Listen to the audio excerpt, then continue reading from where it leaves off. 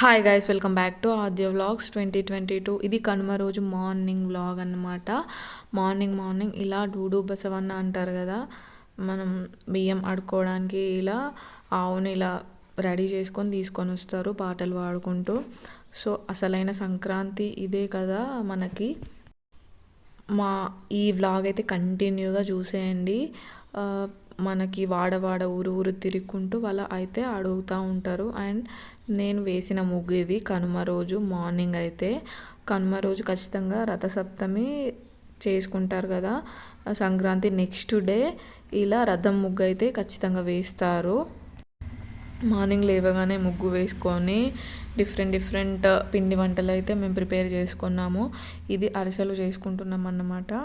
మా అమ్మ మార్నింగ్ అంటే బ్రేక్ఫాస్ట్ చేసిన తర్వాత అరిసెలు చేయడం స్టార్ట్ చేసింది. నేను ఫుల్ వీడియో అయితే ఏం తీయలేదు, నార్మల్గా ఏం చేస్తుంది అనేది మాత్రమే జస్ట్ వ్లాగ్లో అయితే ఇలా చూపిస్తున్నా. అరిసెలు చేయడానికి ఖచ్చితంగా ఇద్దరైతే ఉండాలి. ఇలా నేనైతే మా అమ్మకి హెల్ప్ చేస్తున్నా.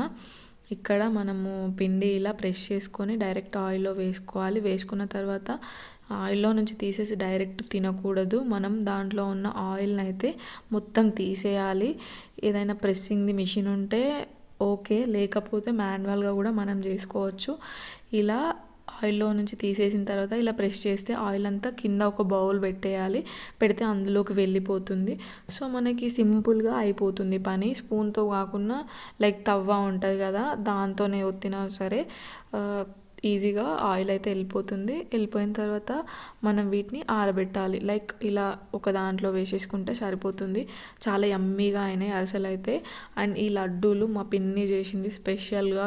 ఏమన్నా కిరాకైనాయి అంటే ఇంకా చెప్పలేము ఆ టేస్ట్, అంత బాగున్నాయి. చూస్తుంటే ఎంత మంచిగా అనిపిస్తుంది కదా, తింటే అయితే హైలైట్ ఉండన్నమాట. మనము ఇంట్లో చేసే లడ్డూలాగా కాకుండా మనం ప్రసాదం కొంటాం కదా, అది మనం అక్కడ టెంపుల్ దగ్గర ప్రసాదం తింటే ఎలా ఉంటుందో అలా ఉంది టేస్ట్.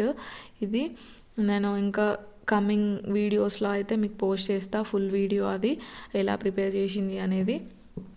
అచ్చం ఎలా ఉండేనో టెంపుల్లో అలా అన్నమాట. ఇవి చెకోడీలు మేము చేసుకున్నాం ఇంట్లో.